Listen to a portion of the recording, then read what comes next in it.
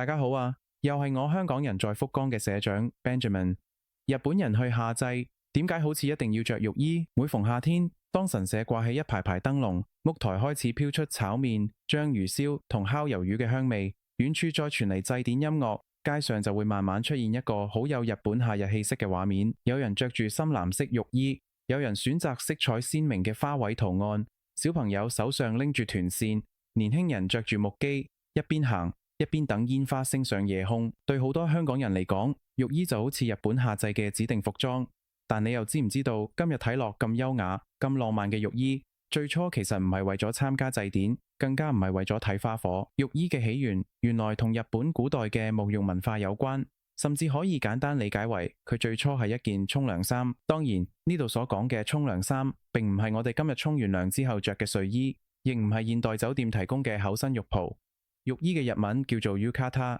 日本認為呢個名稱係由湯為子慢慢演變而成。湯就係熱水，而為子就係一種無內裏比較輕薄嘅衣物。喺日本古代，沐浴嘅方式同今日浸浴缸有少少唔同。早期部分上流階層會使用以蒸汽為主嘅浴室，為咗避免皮膚直接接觸高溫蒸汽，同時遮蔽身體，入浴者會穿上一件以麻布製成嘅薄衣，呢件衣物就叫做湯為子。換句話講，浴衣最初唔係出街服裝，而係一件因應生活需要而出現嘅實用衣物。後來隨住日本沐浴文化逐漸普及，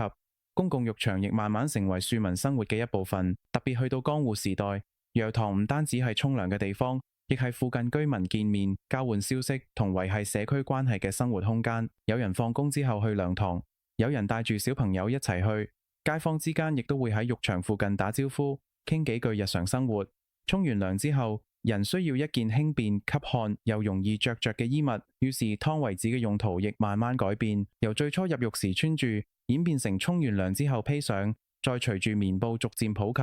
由原本比較粗糙嘅麻布變成更加柔軟、舒適同容易清洗嘅棉質衣物。浴衣亦由浴場入面慢慢走到旅館、街道同夏日活動之中。呢個演變其實好有日本生活文化嘅特色。日本好多傳統用品都唔係一開始就為咗觀賞或者打扮而設計，佢哋往往先由生活需要開始，經過一代又一代人使用，再慢慢加入禮儀、美感同季節感，最後變成今日大家熟悉嘅文化象徵。浴衣正正就係其中一個代表。不過，一件沖涼後着住嘅衣物，點解最後會同夏祭、屋台同花火綁埋一齊呢？其中一個最實際嘅原因，就係浴衣非常適合日本夏天。日本夏季通常高溫又潮濕，正式和服嘅層次比較多，穿住程序同禮儀亦更加講究。浴衣相對輕便，一般以棉、麻或者混合物料製成，透氣、吸汗，活動起嚟亦比較方便。對普通人嚟講，夏天去神社參加祭典、逛屋台或者坐低等花火，浴衣自然比正式和服更加適合。久而久之，穿浴衣去夏祭就由一個實際而方便嘅選擇，逐漸變成日本人共同參與嘅夏日儀式。不過，浴衣同夏祭之間嘅關係並唔只係因為天氣熱。當一個人換上浴衣，着上平日甚少着嘅木屐，再將電話、銀包同小物放入細細個嘅跟着袋，整個人嘅步伐都會自然慢落嚟。木屐唔適合急步行，浴衣下擺亦令人唔會跨得太大步，所以穿上浴衣之後，好似會不自覺咁提醒自己，今晚唔需要趕，可以慢慢行、慢慢睇、慢慢感受夏夜。而日本夏祭本身亦唔係一場只供遊客欣賞嘅表演，好多祭典都由當地神社、商店街、町內會、學校、義工同附近居民一齊準備。有人負責掛燈籠，有人設置會場，有人維持秩序，有人清潔街道，亦有人帶住小朋友參加盤台或者地區活動。所以當我哋見到浴衣、屋台同花火，背後其實仲有一整個社區共同付出嘅成果。對好多日本家庭嚟講，夏祭亦唔單止係娛樂，可能係父母每年帶小朋友參加嘅固定活動，可能係學生放暑假之後同朋友相約嘅晚上，亦可能係一對夫妻多年之後再次行過年輕時一齊去過嘅祭典。一件浴衣慢慢同人生唔同階段嘅記憶連結埋一齊。細個時可能係父母幫自己綁腰帶，長大之後就變成自己幫小朋友整理衣領。以前期待嘅係撈金魚同買蘋果糖，後來更加珍惜嘅可能係一家人可以再次一齊出門，坐喺同一片夜空下面睇煙花。所以浴衣真正承載嘅唔只係服裝歷史，佢亦承載住日本人對夏天、家庭、地方、社區同時間流逝嘅感受。我哋成日覺得日本夏祭最吸引嘅地方係煙花夠唔夠大、屋台有幾多，或者浴衣影相靚唔靚。但當你真正住喺日本一段時間，就會開始留意到另外一面。祭典結束之後，居民會將垃圾分類處理。行經住宅區嘅時候，大家會盡量控制聲量。部分花火大會會規定觀賞範圍、交通安排同進出方向，參加者亦需要配合現場工作人員指示。因為一場美麗嘅夏祭，除咗浪漫，亦需要秩序、互相體諒同社區合作先可以維持。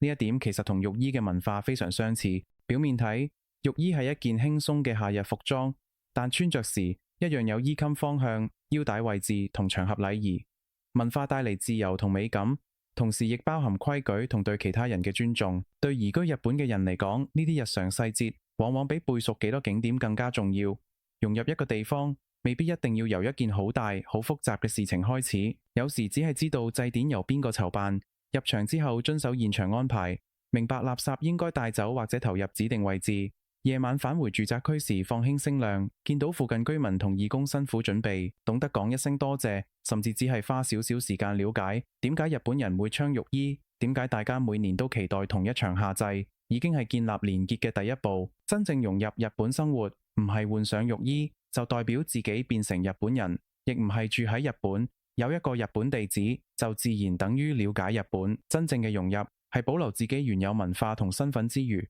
亦願意理解當地人珍惜嘅事物，尊重當地規則，體諒社區其他人嘅生活。香港人端午節會食粽，中秋節會賞月同食月餅。對日本人嚟講，浴衣、夏祭同花火亦係一種每年重複但仍然值得期待嘅季節記憶。文化之所以能夠延續，唔係因為所有人都要做得一模一樣，而係每一代人都願意理解佢、尊重佢，再用自己嘅方式參與其中。浴衣由古代沐浴時使用嘅湯穢紙演變成沖涼後絕絕嘅輕便衣物，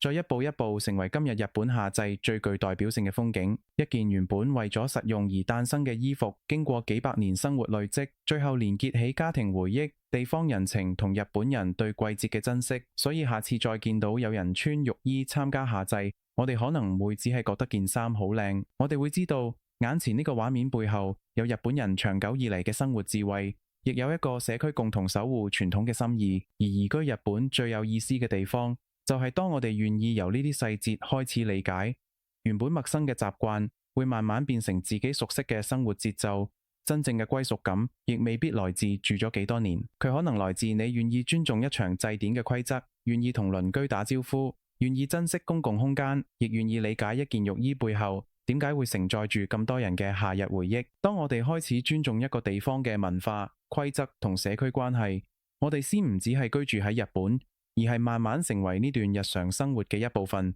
作為一隊喺福岡扎根第8年，目前管理緊約400個物業單位嘅在地持牌團隊，我哋一直相信真正嘅安心來自清楚交代同做事有程序。我哋以香港人嘅清晰同效率，配合日本在地對規矩同紀錄嘅重視，陪業主穩妥處理每一步。為咗令管理更透明、更易查證，我哋全面採用電子化管理模式，主要由3個部分組成：業主專屬租管系統、WhatsApp 管理群組同 Google Drive 雲端文件備份。業主可以隨時登入系統查閱同下載每月收支結單，重要文件同溝通記錄亦會雲端備份，方便日後核對同追溯。